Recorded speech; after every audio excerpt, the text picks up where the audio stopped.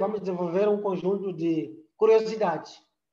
Então, nós vamos tentar saber dele como é que ele foi conseguindo fazer as suas pesquisas, e eu mesmo que vamos fazer para todos os colegas que constam na lista. Digo constam na lista porque foram os colegas que forneceram à direção de pesquisa os seus temas que queiram compartilhar com a faculdade. Não é? Então, todos esses colegas vão tentar nos apresentar e a faculdade vai questionar como é que ele foi conseguindo, porque todos sabemos que fazer ciência é um desafio. Então, de alguma forma, vamos ter vários projetos, porque ele foi conseguindo fazer grandes trabalhos. Então, vamos começar hoje com o mestre Gimo, e o moderador é o mestre Chico, pelo menos para a sessão de hoje. Então, eu vou devolver a palavra ao moderador para começarmos com o nosso pontapé de saída do café científico da Faculdade de Ciências Naturais, Matemática e Estatística.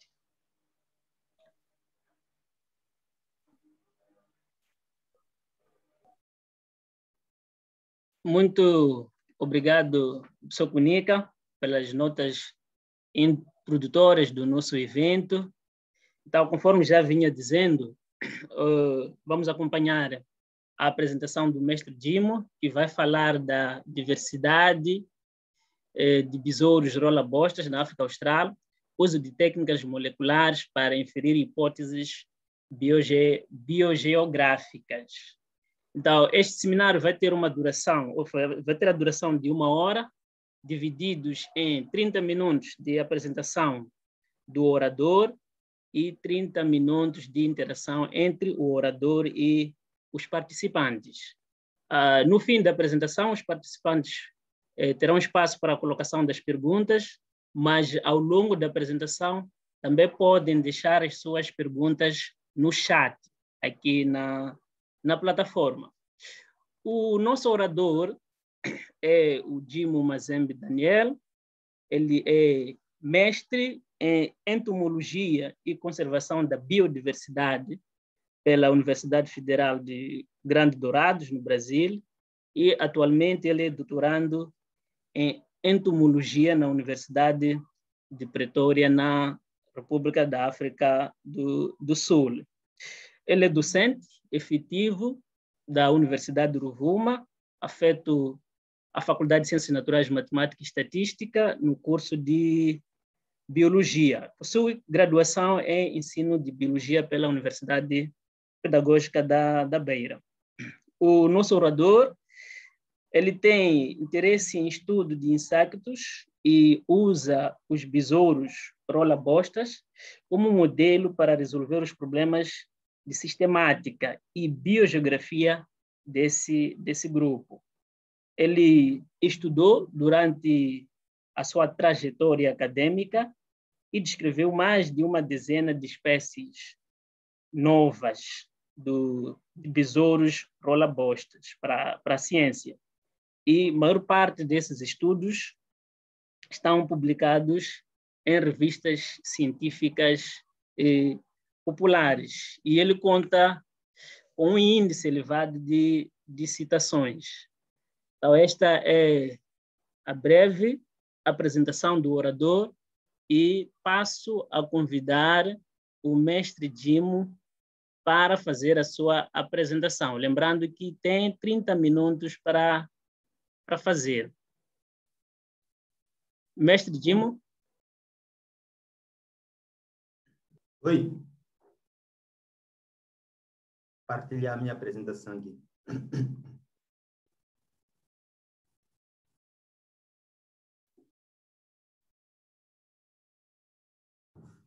Boa tarde mais uma vez. Pessoal, como o Rodolfo acabou de apresentar, realmente eu sou o Gimo Daniel, trabalho com insetos, é a minha área de especialidade, e basicamente eu tenho, dentro de inseto, trabalho mais com sistemática e biogeografia de insetos, ok? Então, hoje, vou falar um pouquinho sobre a biogeografia e diversificação ecoclimática de besouros rola-bostas na África Austral. Para isso, eu gostaria de dar uma contextualização para os colegas, né? O que é isso de besouros rola-bosta? O que é isso de escarabeíne? O que é isso de besouro rola-bola? Primeiro, essa é uma designação popular, besouro rola-bosta ou rola-bola, dependendo da região. Na verdade, a designação técnica é escarabeíne. Então, em algum momento, vão vir, muitas vezes eu falando de escarabeíne, estou me referindo a esse grupo que são besouros rola-bostas. O que são eles? É um grupo de insetos que tem o hábito de se alimentar pelos excrementos de mamíferos. E nisto, eles fazem bolas, pegando essas bolas com fins de alimentação e fins de nidificação, que é uma parte do comportamento reprodutivo. Isto é, eles pegam o excremento de mamíferos, recortam, transformam em bolas, como aqui está visível. Essas bolas servem para a alimentação dos seus juvenis, dos adultos, assim como dos juvenis. Também a bola serve como ninho para depositar os ovos para a reprodução. Ok? E por que estudar besouros rola-bola ou escarabeíne? Por que perder tempo estudando isso? É interessante saber. Porque, qual é o papel que tem os besouros rola-bola na sociedade ou nos ecossistemas? Como eu estava falando no começo, os besouros escarabeíne, eles têm hábito de alimentar com estercos de mamíferos, isto é, eles ajudam na remoção de estercos de mamíferos ou dejetos que estão nos ecossistemas. Então, vocês devem imaginar, imaginem o tanto de mamíferos que temos em África, principalmente no continente como o nosso, África subsaariana, onde temos grandes mamíferos como elefantes, girafas, rinocerontes, que produzem volumes gigantes de fezes. E imaginemos esse volume todo de fezes sem esses bichos que ajudam na remoção e decomposição. Acho que hoje teríamos uma quantidade, num volume imenso de fezes que talvez nem teríamos espaço para vivermos aqui no ecossistema. Para dizer o quê? Eles desempenham um papel fundamental na remoção de dejetos e matéria orgânica dos ecossistemas. Com isso, se é que esses bichos têm esse papel todo de remover material orgânico que existe no ecossistema, ou material em decomposição que existe no ecossistema, isso, de certa forma, vai proporcionar reciclagem da matéria, o que, consequentemente, vai fertilizar o solo, que é importante para a agricultura. Então, eles ajudam na fertilização do solo, isso é uma das importâncias. O segundo ponto que eu queria frisar para vocês, como eu disse, esses bichos cortam uma parte da matéria orgânica, por exemplo, das fezes, aí transformam em bola. Nesse processo de transformar em bola de um canto para o outro, eles acabam atuando como dispersores secundários de sementes, o que também é extremamente importante para ter o mundo verde que hoje vivemos. O outro ponto importante que eu queria frisar aqui, que ele está muito associado à importância bioeconômica, ou importância econômica, é que esses bichos também atuam como controladores de pragas. Eles são usados no controle biológico para controlar pragas de mosca de chifre, isso na veterinária ou na área agropecuária, na área pecuária.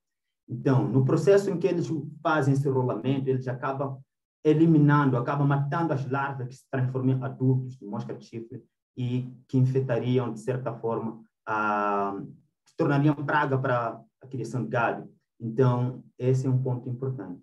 Essa era uma entrada básica para mostrar por que perdemos tempo de estudar esses bichos, que são, na verdade, muito importantes para o nosso ecossistema. Mas, para o trabalho de hoje, eu vou falar um pouquinho sobre a diversificação e a biogeografia de escarabeíne, mas eu não vou falar de todo o escarabeíne. Como eu disse, escarabeíne é uma subfamília que tem vários gêneros, tem mais de...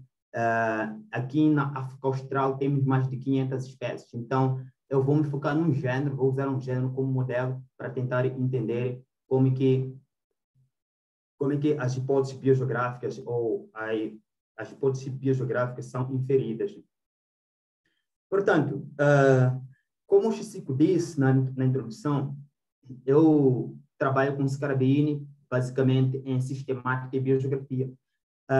Numa contextualização rápida, biogeografia seria uma área das ciências biológicas que se foca, basicamente, em entender como é que os padrões, quais são os processos geradores do atual padrão de distribuição dos seres vivos.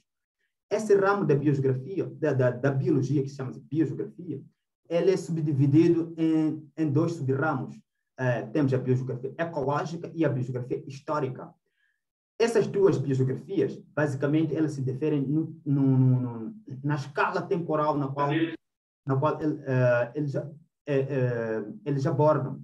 A biogeografia ecológica, basicamente, ela trabalha numa escala temporal muito recente, enquanto que a biogeografia histórica trabalha numa escala temporal muito gigante, envolve milhões e milhares de anos. Okay? Pessoalmente, eu trabalho com biogeografia histórica de Scarabini. Okay? Na África Austral, como todos nós sabemos, onde fica a África Austral, está aqui o mapa representando. Nós temos uma diversidade de Scarabini gigante, temos mais de 500 espécies aqui, que é um número muito grande para espécies. E o outro marco importante nessa região, temos alto índice de endemismo. O que é endemismo? Endemismo é restrição de uma espécie numa determinada região. Então, temos um alto nível de endemismo aqui na região austral de África. O que torna essa região austral de África uma região muito importante para estudos biogeográficos ou interessante para quem estuda os besouros rolabostas.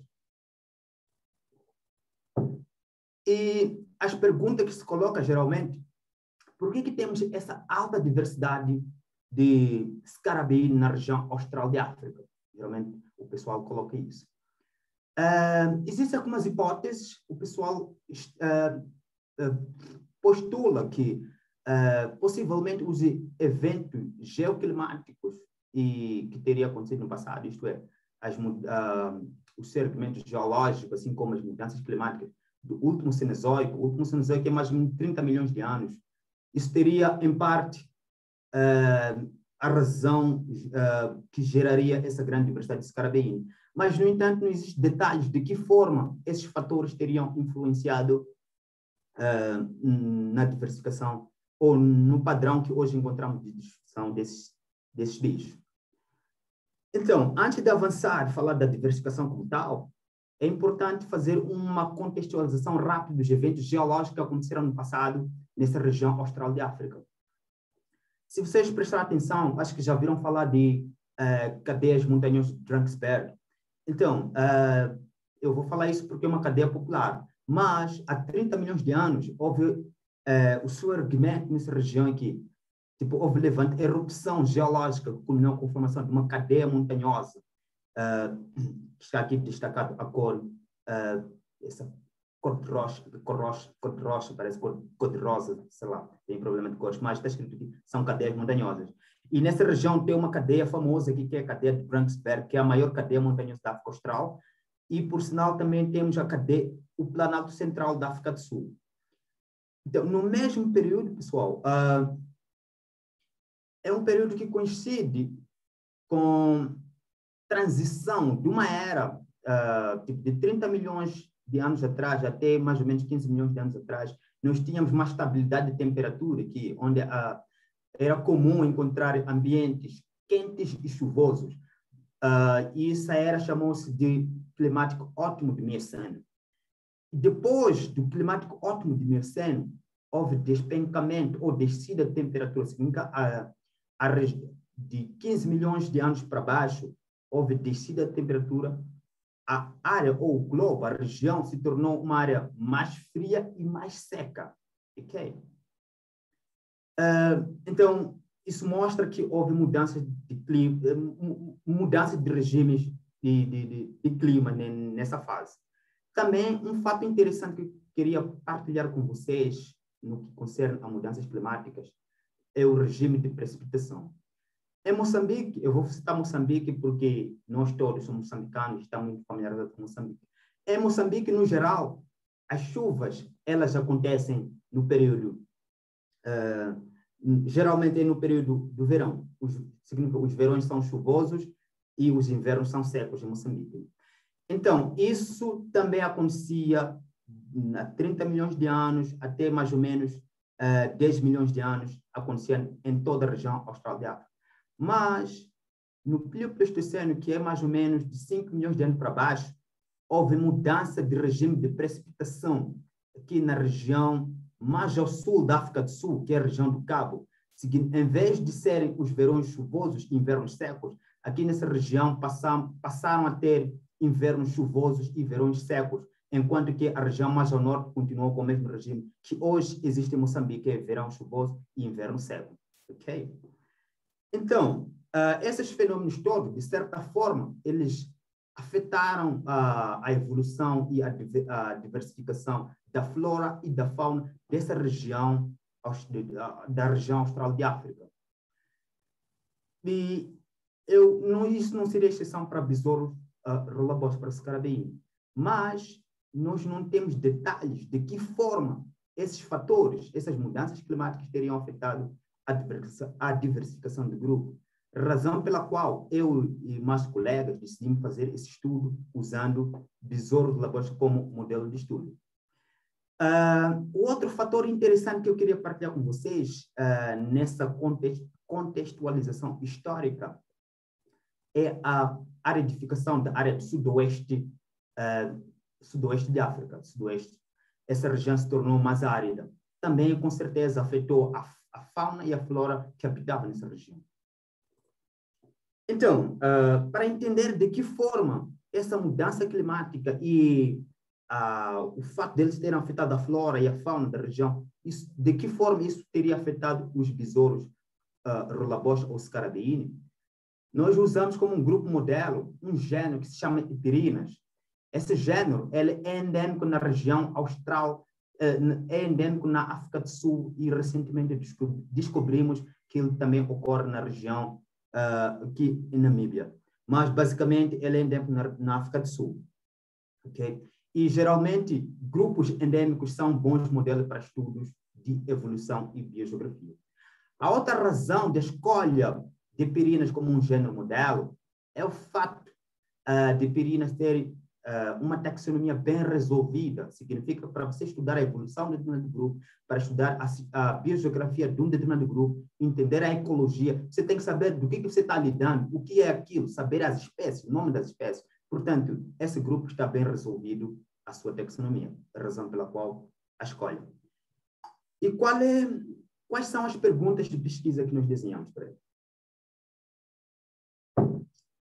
Nós tivemos duas perguntas de pesquisa.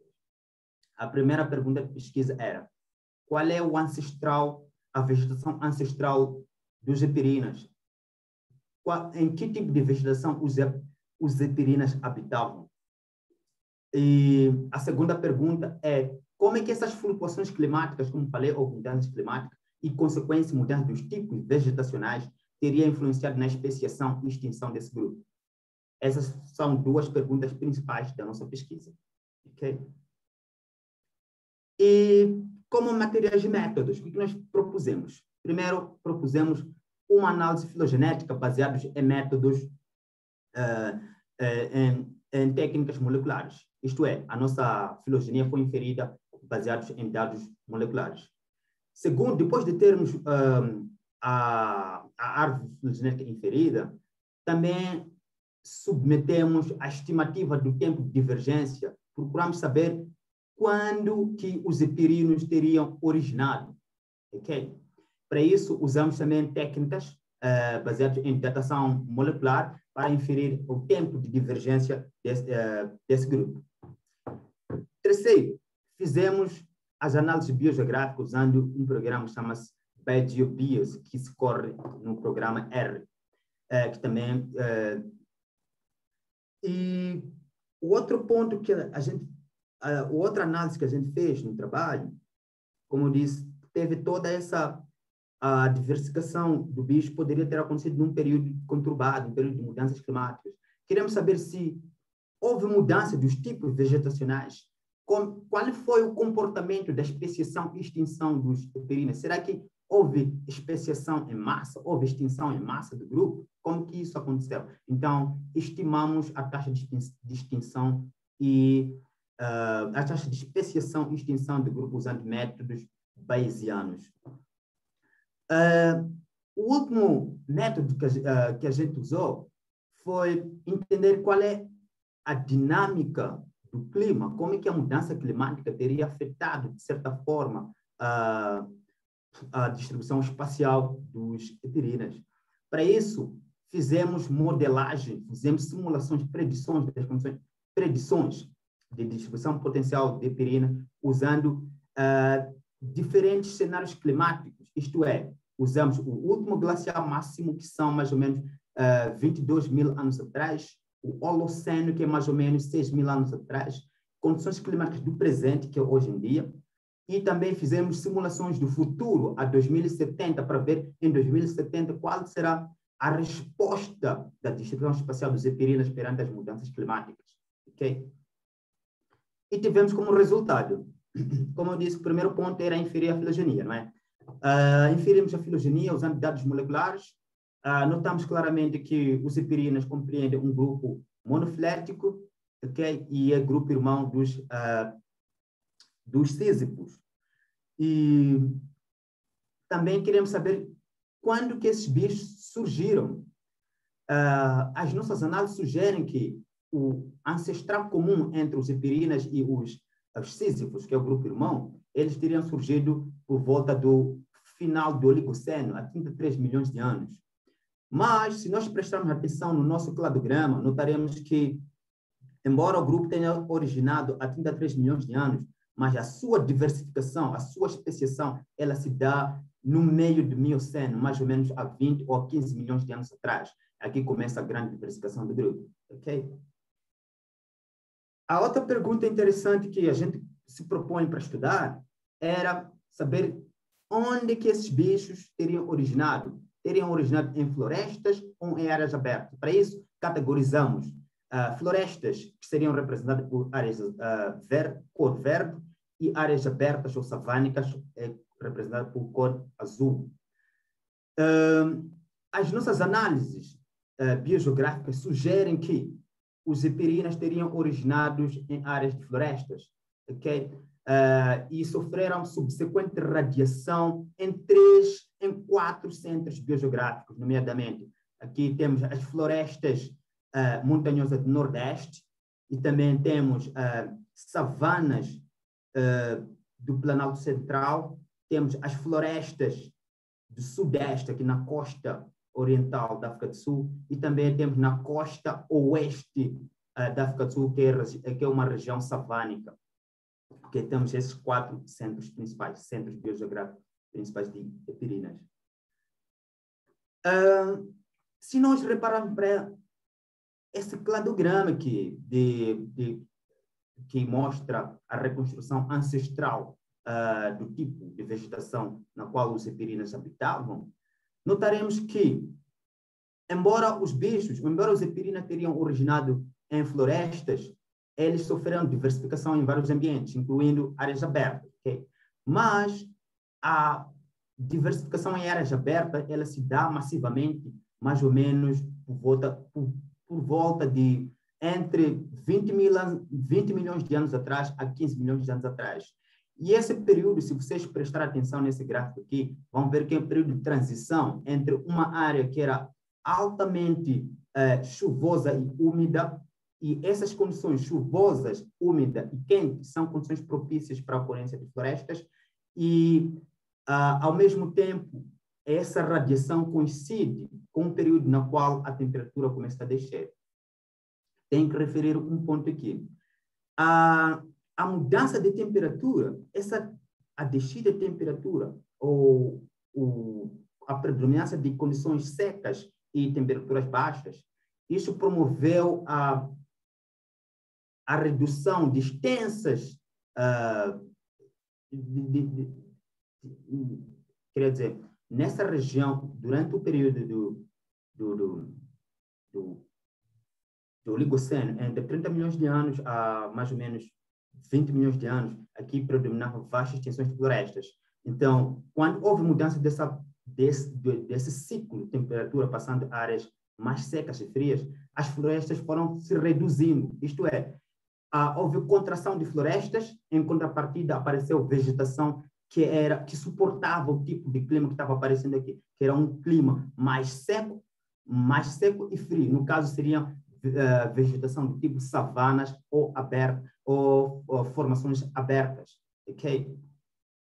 Então, isto mostra, de certa forma, como que o clima é um dos agentes impulsionadores da diversificação dos epirinas, porque quando a pressão seletiva começou a reduzir as grandes extensões de florestas que existiam naquele tempo, que, por sinal, é ambiente original ou o ambiente mais antigo dos epirinas, começou-se a reduzir, eles migraram em áreas abertas, que eram áreas que estavam aparecendo naquele momento. Okay? Só que tem um ponto, tem um detalhe que tem que referenciar aqui. Ecoclimaticamente falando, os epirinas são espécies, ou são bichos que são pré-adaptados a áreas frias, ou seja, são bichos pré-adaptados a climas menos temperados. Isto é, isto mostra que no período em que algumas espécies começaram a invadir, começaram a colonizar áreas abertas, eles preferiam, a escolha ou a seleção era lugares relativamente com clima temperado ou relativamente frios. De certa forma, isso explica hoje por que esse gênero ocorre ou é restritamente endêmico na região da África do Sul. Se nós traçarmos uma régua aqui, admitindo que essa região mais para baixo é uma região de clima temperado ou é uma região fria, e na medida que subimos, tornamos uma área mais tropical ou mais quente, de certa forma, isso explica que se hoje não temos nenhuma espécie de epirinas na região de Moçambique, ou Zimbábue, ou Botsuana, que são áreas muito mais tropicais que a região da África do Sul, é porque o aumento da temperatura nessa região serviu de barreira de colonização desses bichos na região mais ao norte. Okay? Então, isso, de certa forma, reforça a ideia do clima como um dos agentes impulsionadores da diversificação das epirinas. Então, se a gente concorda que realmente os epirinos, o padrão atual da destruição dos epirinas seria gerado pelas mudanças climáticas, será que essas mudanças climáticas também promoveram extinção em massa? Essa é uma das perguntas do nosso trabalho. E para isso, nós fizemos uma análise de diversificação para ver como é que o gráfico de taxa de especiação e taxa de extinção se comportava. Nós notamos que a taxa de extinção ela se mantém mais ou menos no mesmo nível. Isso, o que significa que, na verdade, não tivemos uma extinção em massa. Podíamos ter uma extinção de uma e outra espécie, mas não chegou a se quantificar como se fosse uma extinção em massa. Portanto, não teve registro de extinção em massa. O outro ponto que a gente discutiu no artigo foi entender como é que a dinâmica, entender como é que a dinâmica do clima, as mudanças climáticas, né, no passado, hoje e no futuro, poderiam afetar na distribuição espacial dos Scarabini. O que nós fizemos ali? Usando o Maxent, que também é um programa que trabalha sob o comando do R, nós fizemos predição, fizemos simulação, usando as condições do futuro, que estão aqui representadas na figura A, mais ou menos futuro representado, condições climáticas em 2070, e B, condições climáticas no presente, no caso. C, condições climáticas no Holoceno, significa condições climáticas há 6.000 anos atrás. D, simulação de condições climáticas no último glacial máximo, foi mais ou menos há 22.000 anos atrás. O que nós tivemos ali na nossa simulação, ou na nossa modelagem? As áreas verdes vão representar áreas com maior probabilidade ou com condições favoráveis para a ocorrência dessa espécie, das espécies de epirinas. Então, portanto, se nós repararmos esses 4 modelos, notaremos que existe diferença nas áreas com maior probabilidade de ocorrência de epirinas. O que, de certa forma, sugere que os epirinas sofreram no passado e sofrerão mudanças de distribuição espacial e conectividade. Esse é um ponto interessante, se vocês repararem para a região mais ou menos sudeste ou na região da costa índica da África do Sul, notaremos que são áreas que vão mostrar uma constância. Isto é, eles mostram, são áreas onde a predição mostra que é uma área que vai ser constante, terá condições favoráveis para a ocorrência desse bicho. Então, essa constância de condições favoráveis, a probabilidade alta de ocorrência desse bicho nos 4 modelos, ou nos 4 cenários climáticos, isto é, no futuro, no presente, no Holoceno, assim como no último glacial máximo, mostra que essa área aqui do sudeste costeiro da África do Sul é uma área climaticamente estável, isto é, seria como se fosse um berço dos epirinas. Okay? Outro ponto que eu queria partilhar com vocês está muito associado à antropização do meio. Se vocês estão lembrados, até 2070, que é o nosso modelo aqui, né, no futuro, se o homem continuar a produzir gás estufa, como tem produzido hoje, até 2070, a temperatura do globo vai subir 3,5 graus, ok? E isso é muito. O que vai acontecer se a temperatura global aumentar em 2070? Se vocês estão lembrados, eu disse muito bem que epirinas é um gênero pré-adaptado a áreas frias, é um gênero pré-adaptado a condições temperadas. Então, se em 2070 e essa taxa continuar e realmente se efetivar que o clima do globo vai aumentar em 3,5 graus, aqui nós teremos aparecimento de ilhas, significa que os epirinas eles vão migrar para o meio, para áreas temperadas ou de alta altitude, onde eles vão se isolar como se fossem ilhas. O que vai promover quando um organismo é isolado como na forma de ilha? Isso vai promover especiação ou extinção num período longínquo, okay? O que é uma pena. É mais ou menos isso sobre a dinâmica climática do clima perante a diversificação dos epirinos. Agora eu vou falar um pouquinho do futuro estudo com enfoque a Moçambique. Eu não sei se vocês sabem de uma área chamada região de Monte Mabo, que fica na Zambésia. Para quem está em Mucuba, faz 400 metros para a região oeste, aí vai para dentro, vai encontrar cadeias montanhosas fantásticas. E, teoricamente, essa região foi descoberta em 2005 através do Google Map, por isso chama-se Google Forest. Essa região, em 2005, 2006, começaram os primeiros levantamentos da biodiversidade, e os levantamentos foram na área de mamíferos, plantas e borboletas. Notaram que nessa região foram descritas várias espécies novas, mais de 20 espécies novas, e a maior parte das espécies que ocorrem nessa região são endêmicas, para dizer que a região de Monte Mabo é uma região especial. Então, eu consegui um financiamento, vou fazer um trabalho lá, vou fazer o primeiro levantamento de Scarabine para saber o que tem lá do Scarabine que não se sabe até hoje. Eu acredito que vamos coletar espécies novas, o que vai ser bom para a fauna de Scarabine de Moçambique. Só para vosso conhecimento, Moçambique tem somente 325 espécies de Scarabine. Esse número, pessoalmente, eu acho que nem chega à metade daquilo que realmente tem de fauna de Scarabine, mas simplesmente não conhecemos a biodiversidade de Scarabine no nosso país. Então, eu acho que esse estudo que vai acontecer em novembro, dezembro, de certa forma vai ajudar bastante. Então, colegas, estão convidados para se juntar à minha pessoa, se quiserem, e o debate está aberto. Muito obrigado. Muito obrigado, mestre Jim, pela explanação, tentando trazer aqui para nós, e que com base nessa explanação conseguimos perceber como é que funciona, né, a distribuição biogeográfica das espécies. E estamos todos convidados, conforme disse, eu estou aberto, não é minha área de estudo, mas tudo que tem a ver com a floresta, ligado ao meio ambiente, eu faço parte. E, se aceitar, eu já estou disponível para participar desse estudo. Feita a apresentação, colegas, eu vou abrir agora o espaço para a interação com o mestre Dimo, mas antes gostaria de colocar, até o momento, uma pergunta que foi colocada no chat e o Dimo pode anotar.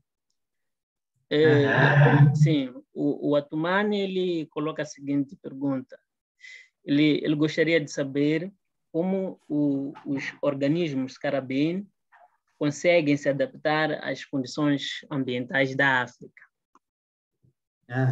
Sim, então é a única pergunta colocada no chat. E posso avançar agora? Ou pode. tem que anotar todas as perguntas e depois discutimos? Tá, isso depende do seu critério. Se acha melhor interação direta no momento, pode fazer. Caso queira anotar para fazer a intervenção no fim, fica ao seu critério. Ok. Não, acho que vou responder agora. Interessante a pergunta. É a Tumani que mandou, que colocou a questão, né? Sim. Obrigado, Tumani, pela pergunta. Então, na verdade, não é como que... É que, primeiro ponto, África não tem um clima uniforme, assim, né? Não tem um clima que é o único de África. Ele vai variando de região para região, não é? E cada região, dependendo do tipo de clima, vamos ter algumas espécies ou gêneros que são endêmicos naquela região. Então, o tipo de clima que existe numa determinada região vai responder a um tipo ou um grupo específico de gêneros ou espécies que vão ocorrer naquela região. E tem outro ponto.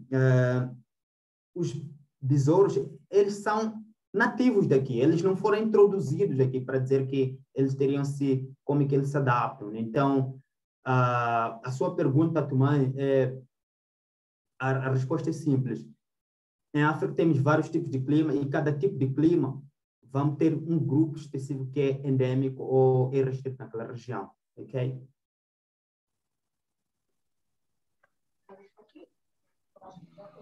Boa tarde.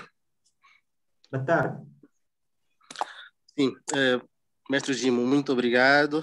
Primeiro agradecer pela apresentação que nos deu, que foi muito boa. Vamos aqui a falar.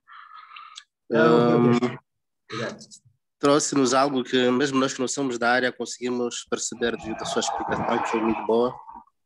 E é um tema que, apesar de não ser da minha área, também vou me aliar aqui ao Chico, caso precise de algum auxílio da minha parte para poder realizar a sua pesquisa, estou à sua disposição. Bom, em relação ao tema que nos apresenta, mais uma vez não sou da área, mas gostaria de colocar uma questão que espero que não seja ridícula, né? Por não ser da área. Não. Por isso o Política disse que é café científico, né? Exatamente. Durante logo no início, quando estava a fazer a contextualização, chamou-me a atenção, primeiro do próprio nome, né? Besouros rola bosta, né? E que dizia que, na verdade, essas bostas servem da alimentação dos besouros, assim como também servem para a reprodução dos mesmos, né? Para poderem colocar os ovos, se não me engano. Isso. E vou tocar mais aqui na distribuição biogeográfica. Durante a sua apresentação, focou mais na questão climática, as mudanças climáticas, os ambientes, os efeitos, como posso dizer, os eventos geológicos que acabaram influenciando para a tal distribuição dos mesmos besouros. A minha pergunta é a seguinte: será que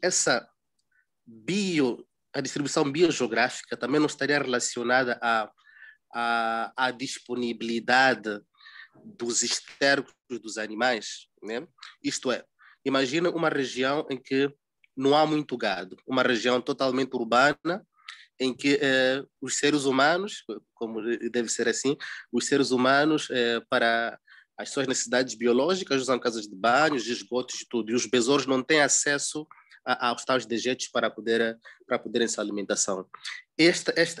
A disponibilidade da bosta, vou usar esse nome, não seria uma das causas também para tal a distribuição biogeográfica? Desculpa pela pergunta, talvez é de alguém mesmo que não é da área. Okay? Não, muito interessante a sua pergunta, Bans. Obrigado. Obrigado.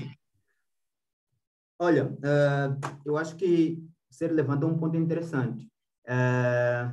Existe a resposta é sim, existe sim. Existe uma correlação entre a abundância dos excrementos de mamíferos e a abundância ou distribuição dos escarabíneos, isso é verdade.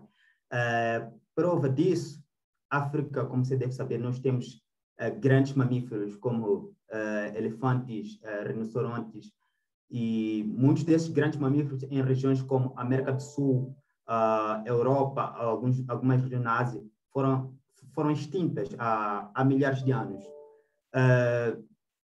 Mas nós temos a sorte de ter esses mamíferos. E é uma das razões de nós termos a maior diversidade de escarabine do mundo, tipo, comparado com outros continentes, nós temos a maior diversidade de escarabine. E uma das explicações é essa associação forte com os escarabines. E sempre fala-se que existe uma relação, existe uma história de evolução paralela entre a história evolutiva dos escarabine e a evolução dos mega herbívoros ou dos mamíferos gigantes. Então, eles vão responder sim, mas o clima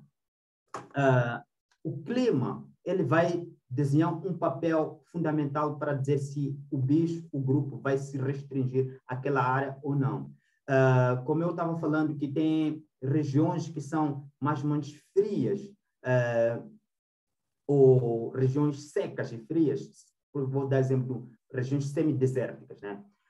Nas regiões semidesérticas, você não vai encontrar lá mamíferos gigantes como elefantes, girafas ou zebras, mas você vai encontrar, existem colônias de ratos, pequenos mamíferos que também vão existir. Então, essa relação sempre existe, mas humanamente falando, quando a gente fala de estercos de mamíferos, somente reparamos para mamíferos gigantes, não necessariamente temos mamíferos de porte bem reduzidos como ratos e aparentados, né? Então, respondendo objetivamente à sua questão, existe sim, mas o clima vai entrar com um papel como um agente que vai promover essa diversificação e tendo essa diversificação, a resposta local, os filtros locais de maior abundância ou riqueza vão responder à abundância, vão estar correlacionados à abundância do esterco de mamíferos. Mas a sua questão é muito interessante, sim. Paz. Muito obrigado. Oi, eu tenho uma pergunta. Uhum. Sim, durante a apresentação eu vejo que vais fazer alguma predição, predição em português, né? E eu queria saber por que a longo prazo, porque dizes daqui a 70 anos vamos os resultados serão esses. Por que a longo prazo? Visto que o clima é um dos agentes impulsionadores da diversificação. E, de acordo com o gráfico que tu apresentaste, que o Dimo apresentou aí, não tem é muito variável dependendo da época, não é, o gráfico não é constante, então não seria. Por que fazer uma predição a longo prazo e não a curto prazo? Eu gostaria de saber isso. Outra pergunta, antes de, só para me manter aqui, tu em algum momento dizes que vais fazer alguma das análises é uma análise bayesiana. E sabemos que um dos calcanhares de Aquiles para a análise bayesiana, e se o modelo for paramétrico, é como definir as funções a priori, as distribuições a priori para os parâmetros. Não sei se existe tanta literatura em função, em torno desse conteúdo, e eu queria saber como é que vocês definiram essas a priori, por aí, só para dar uma ideia. Tá, Okay. obrigado, Lisa. Primeiro, a primeira questão, se eu me lembro muito bem, está muito associado à predição, à modelagem de nicho ecológico, né? Você pergunta por que vocês fizeram a longo prazo. Na verdade, quando eu falei de longo prazo, foi assim, eu mostrei a simulação, a modelagem foi feita em 4 cenários climáticos diferentes. Fizemos primeiro há 22 mil anos atrás, que é o último glacial máximo, fizemos há 6 mil anos atrás, condições climáticas do presente, e no futuro, em 2070. O que eu disse ali? No futuro, se o mesmo comportamento continuar, tipo o comportamento humano de emitir gases, então isso consequentemente vai aumentar a temperatura global do mundo, né? Em 2070, talvez, a modelagem mostrou que algumas espécies de perinas elas vão se restringir em áreas de alta altitude, como se fossem ilhas. Então, o que eu disse?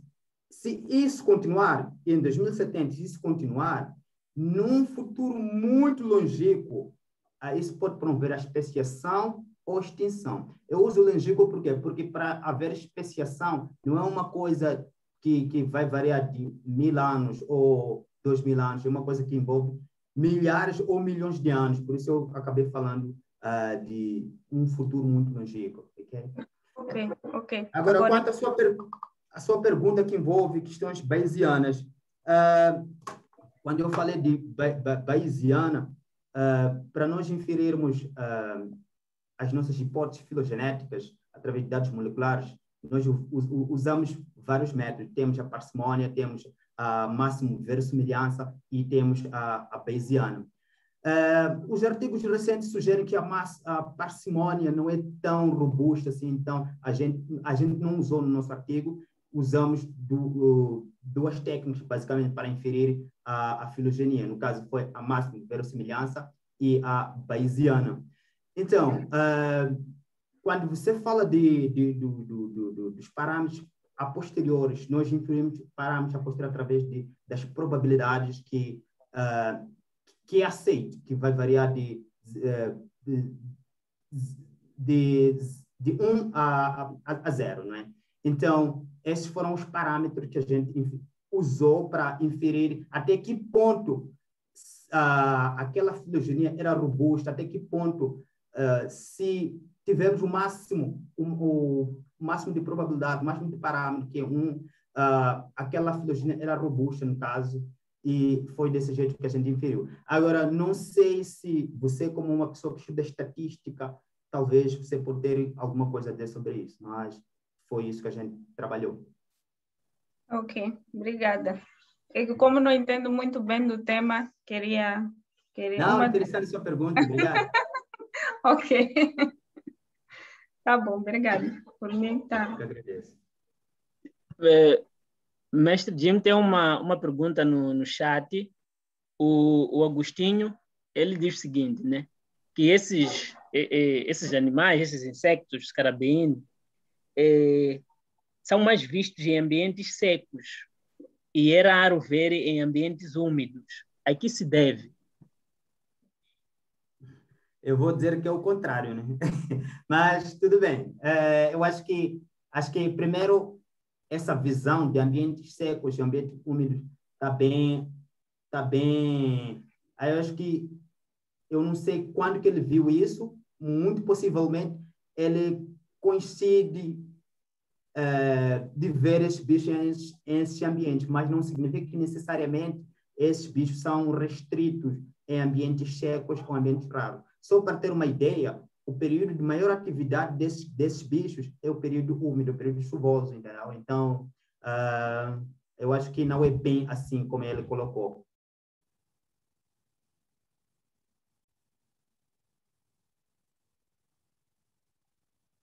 Ficou? Sim. Não, já está percebido. Ele está aqui, acredito que ouviu. Agora, eu também tenho uma curiosidade. Uhum. Consta-me pela pesquisa breve que eu fiz que no mestrado estudou sobre o padrão de distribuição de besouros, rolabostas, na região da Chapada dos Guimarães. Então, Com base... Já tinha esquecido disso, mas tudo bem. Então, com base nos resultados que você teve na altura, quando fazia o mestrado, e os resultados que teve nessa pesquisa que resultou nesta publicação, existe alguma relação? Se existe, qual? Interessante a pergunta. Primeiro, eu acho que existe a relação ou não existe a relação? Vou responder assim e vou tentar justificar por que não, por que sim. Primeiro, por que não? A abordagem que usei no mestrado, a abordagem metodológica, no caso, ela é um pouquinho diferente da abordagem que eu usei, que trabalhei nesse artigo que eu apresentei há pouco tempo. No mestrado, foi mais ou menos, usamos o método pan-biogeográfico para inferir, entender como é que era a construção da comunidade de besouros relabostes na Chapada dos Guimarães, no Mato Grosso. Enquanto que nós estamos usando um determinado grupo, no caso um gênero que chama-se pirinas, para inferir as hipóteses biogeográficas, entender como é que era a dinâmica do clima, como é que a dinâmica do clima no passado teria influenciado nesses bichos. Então, voltando para o trabalho de mestrado, no trabalho de mestrado, primeiro não temos as mesmas ferramentas que usamos. No trabalho de mestrado, eu não cheguei a fazer filogenia, então não tem resultados que são comparáveis, assim, sabe?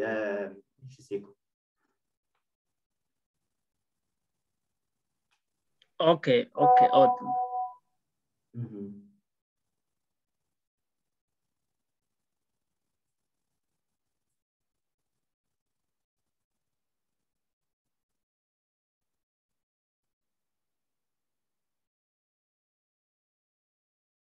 No chat já não tenho perguntas não lidas e vou manter o espaço aberto, colegas.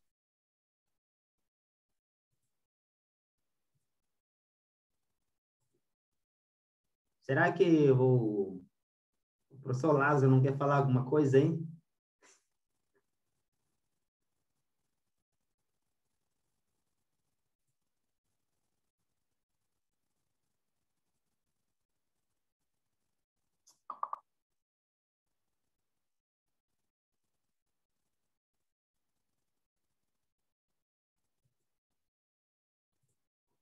Acho que os colegas, além de estarem a participar neste café, devem estar num outro café. Eu acho que razão pela qual eu tenho que ir para outro café também.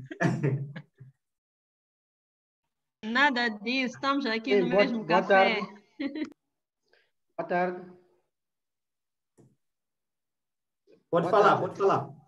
Sim, bem, eu estou aqui como representante, né, da faculdade, mas vou colocar uma pergunta cuja resposta parece que falaste na contextualização. Só que eu, como não ouvi bem, e é importante, na verdade, talvez alguns colegas também podem não ter percebido, é tentar voltar a nos explicar bem realmente qual seria a relevância de entendermos a biogeografia desses bichos. Mas eu sei que tentaste falar, só para a gente pegar esses bichos com duas mãos. Sim. Isso, acho que vou ressaltar um pouco por que é importante estudar esses bichos, né? Olha, Lázaro, eu estava falando que, primeiro, em Moçambique, temos parques, reservas, unidades de conservação geral.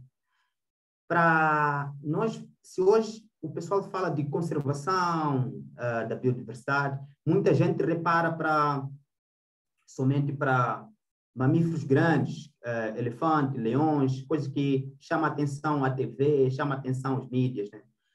E acaba negligenciando coisas pequenas como insetos, que na verdade acabam governando o mundo, né? Posso assim dizer, por conta do papel que eles desempenham. Eu vou contar uma história muito curta e breve.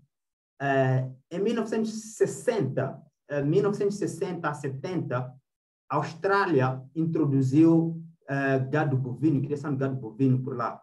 os besouros rola-bosta da Austrália não são roladores, não. Eles geralmente vivem dentro da bosta, tipo, não, eles não conseguem rolar. Então, quando introduziram a criação de gado bovino, houve abundância de excrementos e eles não tinham tipo fauna de invertebrados que poderia ajudar na decomposição. Aquilo começou a se tornar praga, porque a matéria orgânica que estava sendo gerada através de excrementos do gado bovino era tanta que não tinha bichos que ajudavam na decomposição. E aquilo se tornou um caos ambiental. O que aconteceu? O governo australiano investiu muito dinheiro num laboratório que hoje se transformou em um museu aqui em Pretória, para a criação de besouros africanos, que são roladores, e serem importados na Austrália para fazer esse papel. E até hoje isso dá muito dinheiro, porque muitas pessoas lá na Austrália acabam cruzando, criando besouros e vendem para os farmeiros, os fazendeiros, né, para colocar nas suas farmas, para que esses besouros ajudem a decompor a matéria orgânica. Consequentemente, isso vai manter o nível de produção de gado no auge, né? Então, se não fosse isso, talvez a produção agropecuária iria cair e traria o caos climático, o caos ambiental que teria acontecido. Então, de certa forma, esses serviços todos que eu falei, que são importantes, serviços que eles providenciam para o meio, para o ecossistema, assim como para o humano, mas antes disso, de você falar desse serviço, você tem que saber quem. Como nós humanos temos nomes, né? Os besouros rola-bosta também têm várias espécies com seus nomes. Então, entra alguém que não tem o que fazer como eu, para estudar isso, dar nome e descrever isso. Então, é importante entender qual é o seu nome, onde ele vive e onde seria o lugar ideal para ele se adaptar. É mais ou menos isso. Só para secundar assim a importância, a relevância do estudo desses bichos. Muito obrigado, mestre Jim. Mais uma pergunta só, pela experiência que eu tenho com esses bichos, não é? Eu vivia numa zona que eles rolavam mais a bosta de humanos, não é? Uhum. É uma pergunta assim, mas acho que é importante. Só para saber se eles têm preferência por alguma bosta, de que animais? Quem fez a pergunta? Muito interessante a pergunta. Só Cunica. Obrigado, Cunica. Não, muito interessante. Na verdade, já se fez estudos para ver qual é a preferência alimentar desses bichos, né? Na verdade, eles têm muito mais preferência por fezes de hominívoros que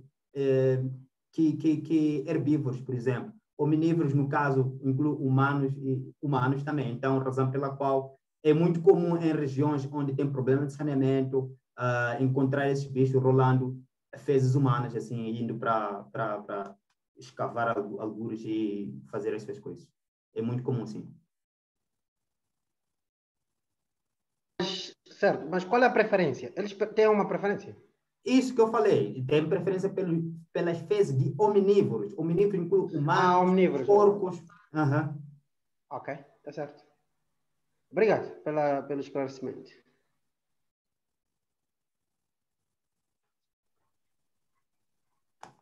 Muito obrigado, colegas. Continuamos no espaço de perguntas. Sim, mestre Jim. Obrigado. Mais uma vez, eu queria perceber mais sobre o impacto Sim. ambiental, porque o mestre falou mais sobre impactos positivos, falou de fertilização de solo, reciclagem da matéria orgânica, e uma das importâncias falou como controlador biológico.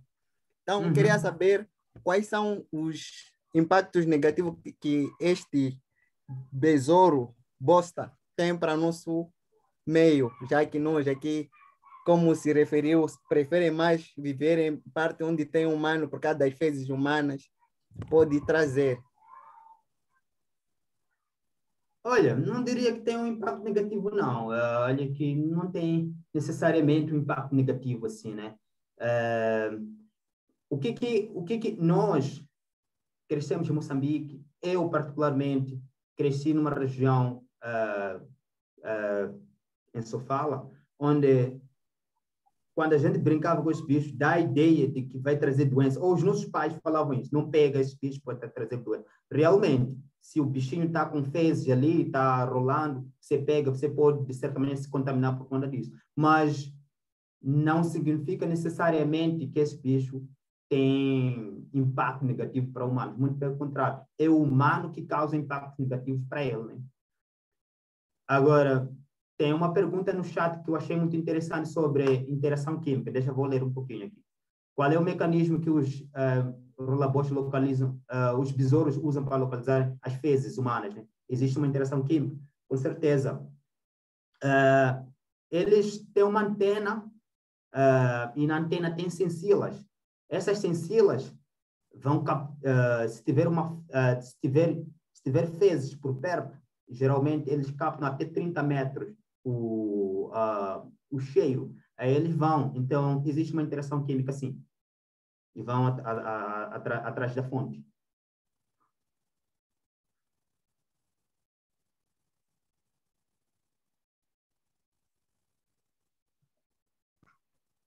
Essa acho que era a última pergunta no chat. Ok.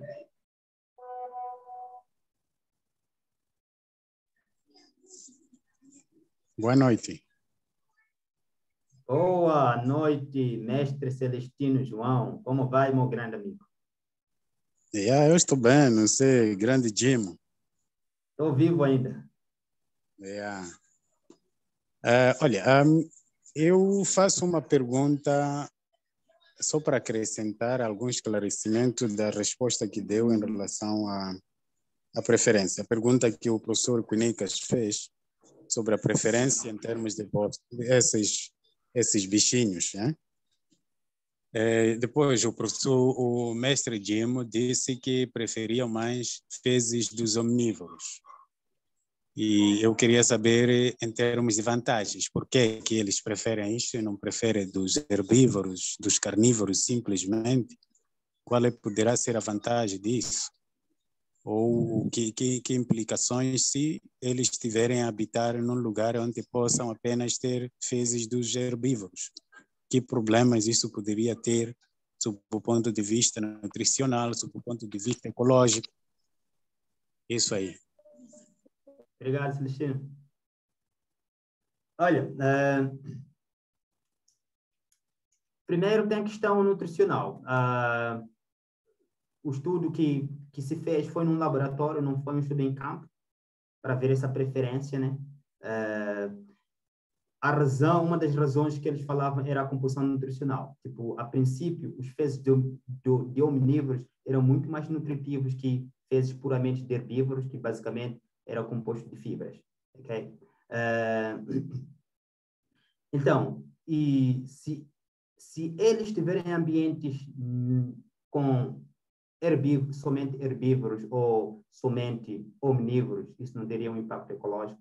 Com certeza, eu acho que a mãe natureza iria responder para isso. Prova disso, existem besouros, as espécies que são extremamente dependentes ou são extremamente específicas para um tipo só de fezes. Por exemplo, mamífero, tem um gênero com duas espécies que somente ocorre, é atraído por aquele tipo de fezes. Então, se por alguma razão, ou como temos visto crises ambientais onde dizimam-se grandes quantidades de mamíferos como elefante, por exemplo, isso com certeza põe em causa a extinção daquele grupo que é super dependente. Agora, para aqueles bichos que são mais generalistas, se isso acontecer, com certeza eles vão se virar, vão pegar outro tipo de fezes, ok? Ou os fezes que estão disponíveis no meio ambiente. Para dizer o quê? Resumidamente, existem espécies que são super específicas, um grupo só, e tem espécies, a maioria das espécies são generalistas, assim, ok? Que podem sair de um tipo para outro, assim, sucessivamente, dependendo das condições ambientais.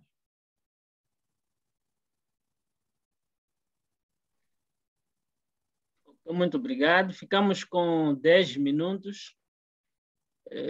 A previsão era de terminarmos às 18h20, uma vez que iniciamos com 20 minutos de atraso, mas podemos ceder mais 10 minutos para a discussão.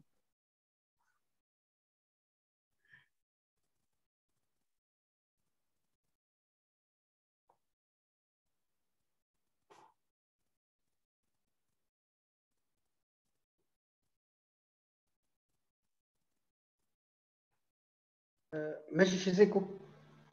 Sim?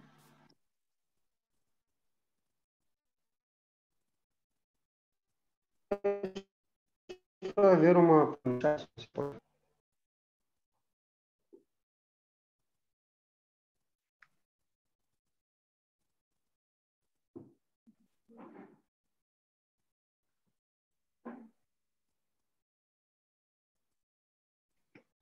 Talvez muitas perguntas que tínhamos foram respondidas quando o orador fazia intervenção a uma e outra pergunta colocada.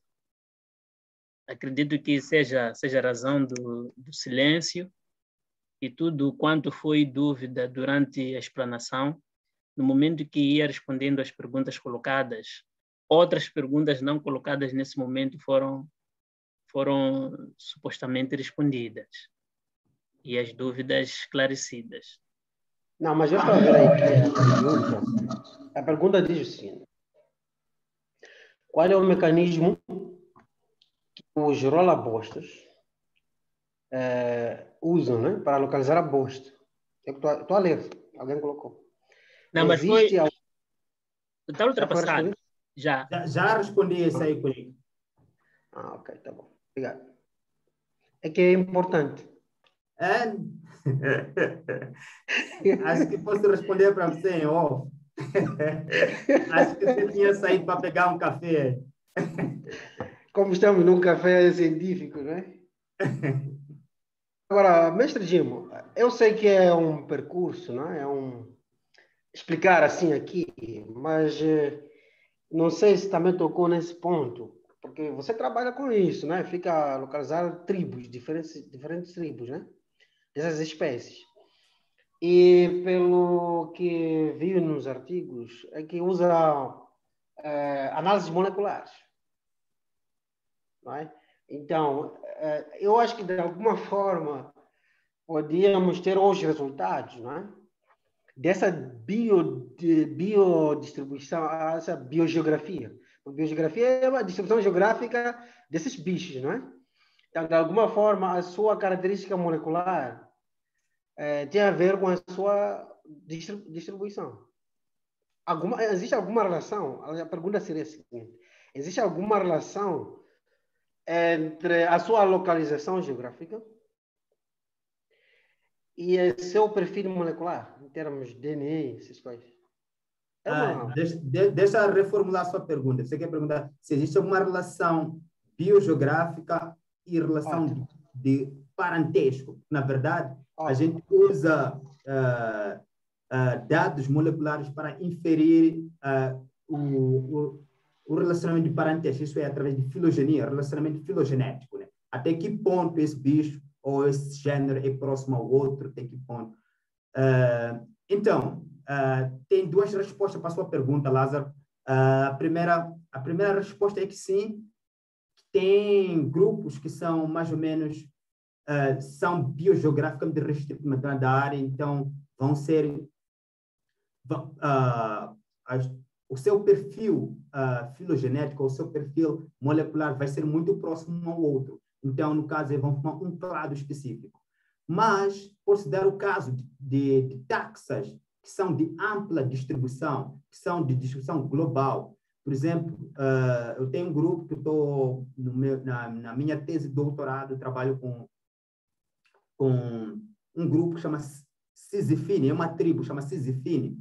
Essa tribo, ela é de ampla distribuição. Temos aqui em África, temos uma espécie na Europa, na região paleártica, temos duas espécies na América Central e temos menos de 10 espécies na Ásia. Então, essas espécies, embora elas sejam distribuídas de uma maneira em diferentes regiões biogeográficas, mas, do ponto de vista do seu perfil molecular, eles são próximos, razão pela qual, na verdade, antes de eu fazer o doutorado, o pessoal achava que eram 3 gêneros. Na verdade, cheguei a uma conclusão que, na verdade, são somente 2 gêneros. Então, eles são muito mais próximos daquilo que se imaginava. Então, tem esses 2 pontos, Lázaro. Pode ser muito específico e endêmico naquela região, mas também pode ser o caso de bichos de ampla distribuição e ter um perfil molecular mais ou menos parecido, ou grau de parentesco próximo. Ok, muito obrigado. Tem uma pergunta colocada no chat e, na verdade, o Atumano, né, sugere que o orador pudesse explicar mais em relação à importância dos besouros rolabostas como dispersores secundários de sementes.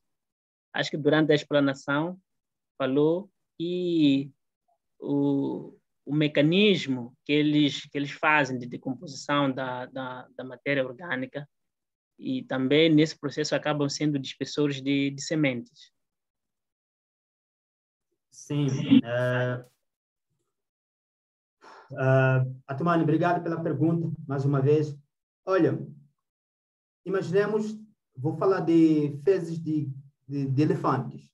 Acho que, não sei se já vi fezes de elefante na TV, ou mesmo fezes de bovinos, né? Os bovinos se alimentam de plantas que, em algum momento, acabam engolindo as sementes, que não são digeridas, e elas são tiradas assim, do jeito que estão. Dependendo do grau, o que acontece? O bichinho, ele corta um pedaço da massa fecal, enrola, ele vai empurrando para um lugar mais seguro para fazer uma cova e enterrar a bola, para depois a sua fêmea colocar os ovos por dentro e servir de ninho para a prole. Nesse caso, se por acaso tiver uma semente na fonte da massa fecal, com certeza essa semente vai sair de um ponto para o outro. É nesse caso que chamamos de dispersão secundária de sementes. Ok, Atman?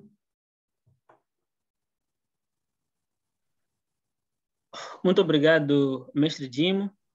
Estamos a 3 minutos para 18h30 e acredito que, se possível, o mestre Jimo poderia escrever no chat o seu endereço eletrônico para que qualquer necessidade para perceber melhor algum aspecto que esteja ainda como dúvida, os participantes possam fazer. E conforme tínhamos... Exato. Conforme havíamos... Já coloquei meu e-mail no chat para quem quiser mais clarificações, ou se quiser o artigo inteiro mesmo, mando para ele para ler e demais coisas que a pessoa se interessar. Ok, muito obrigado, mestre Jimo. E eu gostaria de convidar aos colegas para ligarem os seus microfones e uma salva de palmas à palestra do mestre Jimo.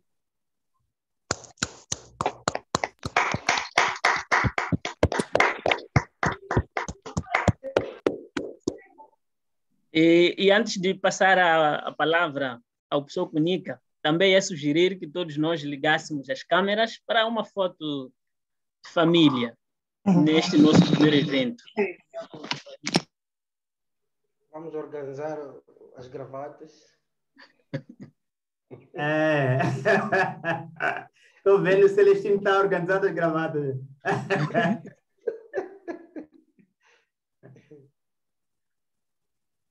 Eu estou em casa, cara.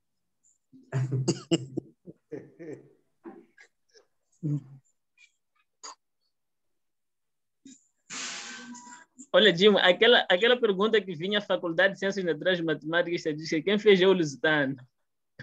Eu sabia, nem precisava de ter me dito.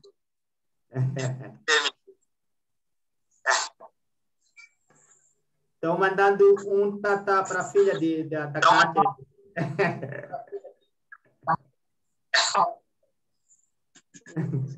Estou a ver aí, mestre Kátia.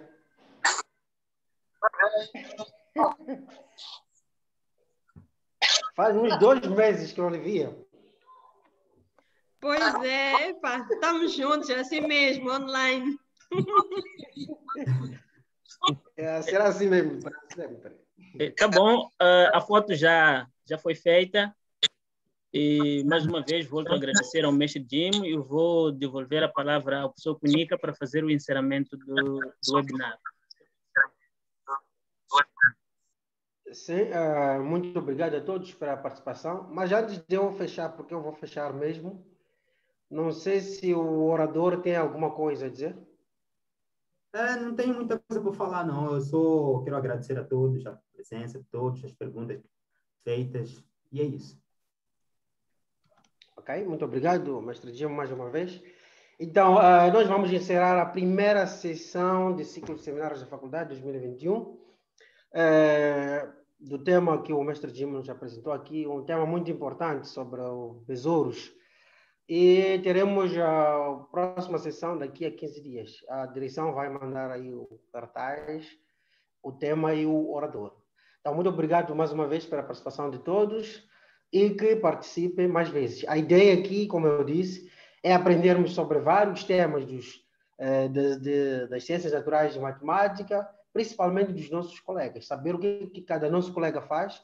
Então, eu acho que a partir de hoje ninguém tem dúvida do que o mestre Jim anda a pesquisar.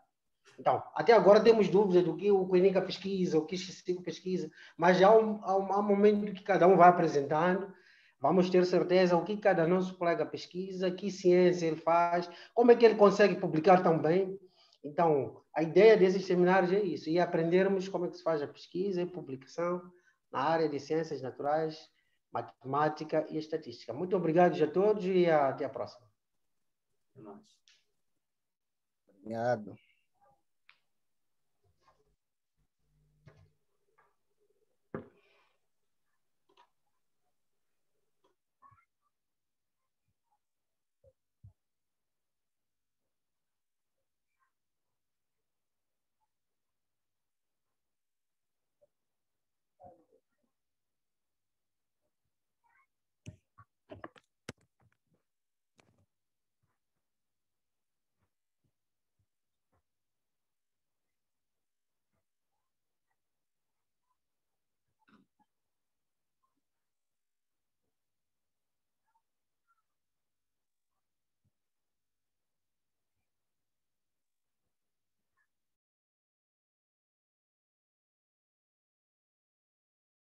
Estrutura.